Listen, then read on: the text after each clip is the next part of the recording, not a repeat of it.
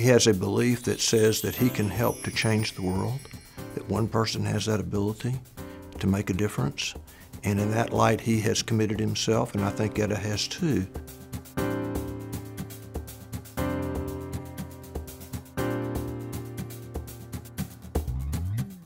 Michael is the second of 3 sons. He was always a curious child and a very avid reader. I think Michael decided to be a doctor when he was quite young. My husband and I both grew up during the Great Depression, and it was not an easy life. And we stressed to our children the importance of hard work, and we wanted them to have a better life than we did. He had a love of science and was always very good with his hands. I think that's where the surgery came in. He used to model with clay, and he also had intense concentration.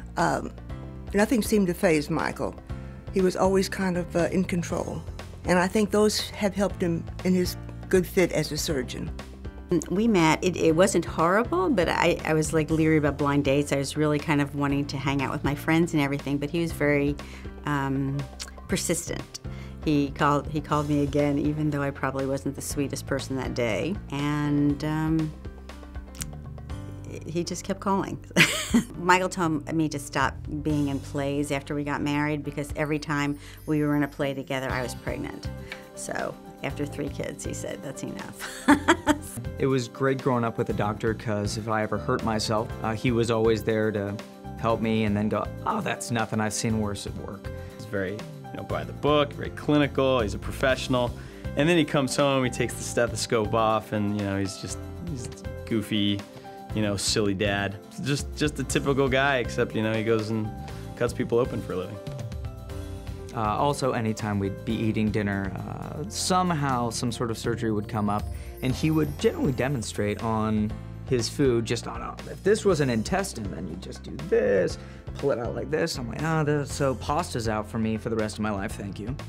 He knows that if nothing else, he can get by on his intellect and his charm. We often play golf together, and our conversations touch on politics. He's a little right of Attila the Hun in the political department. He instantly went into politics and how our government was running and all these things, and I'm sort of sitting in the back seat like, okay, I don't really follow much politics, but I'm gonna try to do this conversation. And he was very kind of open and warm and just sort of, accepting of me as Joey's girlfriend. He believes everything is guided. There's a path to everything, and if you follow it, if you trust in it, things can work out for the best. When you're one of the only Jewish families in town that actually observe the Sabbath, and you can't go anywhere and everyone else is, you do a lot more family things, like play games and charades and wrestle. We would finish and my brother and I would get into a wrestling match because siblings, I would say something and then he would just tackle me. My brother had 40 pounds on me, so it was never really a fair fight. My dad would let us go for a little bit, but instead of breaking it up when it looked like one of us was about to get hurt, he would start giving us tips on how to fight better. He is very meticulous. His patient is his #1 thing. I know that his patients love him, and they always come back. If I had to have surgery, I'd go back to Dr. Korenman. I can't imagine, the feeling of actually taking someone who's really sick and can't do much and then making them feel better and even saving their life.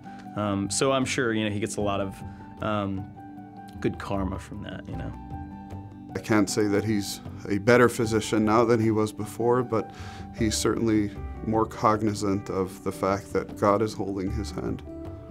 You can help people in so many different ways, and this is just something that he's really good at, and he takes a lot of pride in that, knowing that just with a scalpel, he can help somebody so much.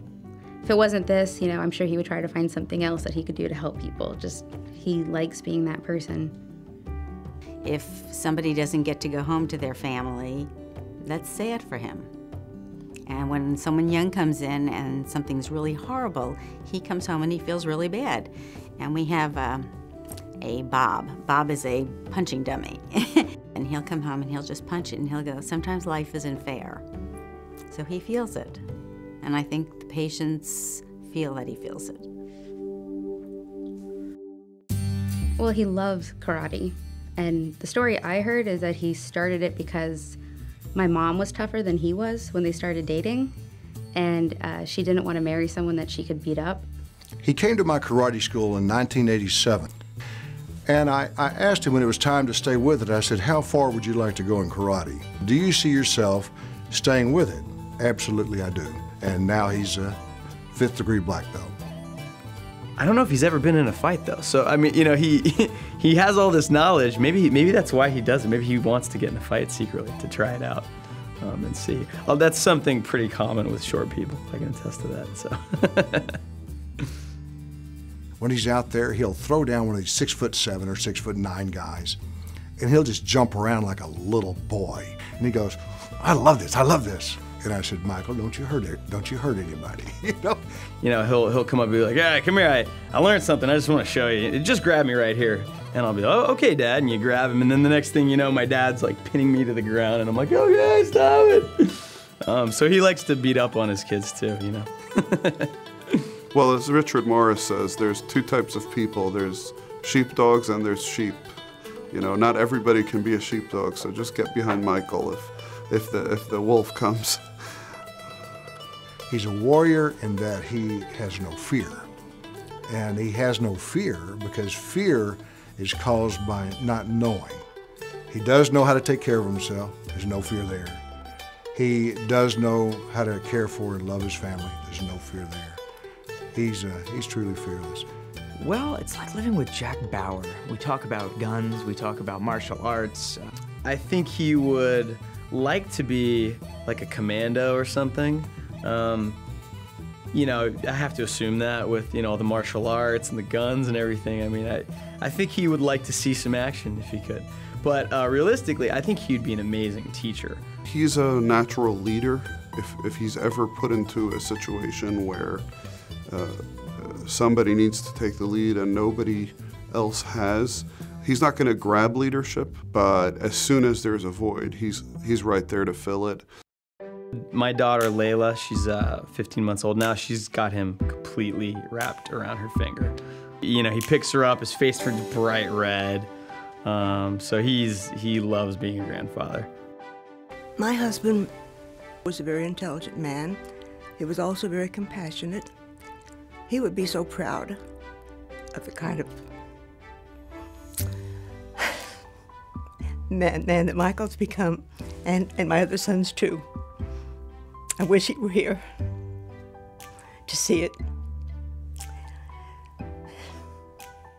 Michael, congratulations on this wonderful honor. It's well deserved. I wish you the best. I count you as among my greatest friends and as my brother, and I love you. Michael, we're so proud of you. Congratulations on this award. We couldn't be any prouder. Layla here, she is a proud fan of you and loves you more than anything. And can we yell yay? Yay, Saba! Abba, mazal tov. אני מאוד גאה בך, ומקווה שהכל טוב לך. אוהבת. Dad, congratulations. Hope we didn't embarrass you too much. Actually, I take that back. I hope we did embarrass you. But I love you. I'm really proud of you. You know, thanks for being there, man. I want to say congratulations. I'm glad that people are finally giving you the credit that I've always known you deserved. And I'm proud of you for everything that you've done since before I was born. And I'm glad that you're able to stay up this late. Michael, I'm so very proud of you. You couldn't be a finer son. You couldn't have done anything to make me any more proud than I am today. I love you. Dear Michael, this is your night, and I hope you are enjoying all of the footage you are seeing, and I'm totally embarrassed by everything, and I am very proud of you, and you know that, and mazal tov.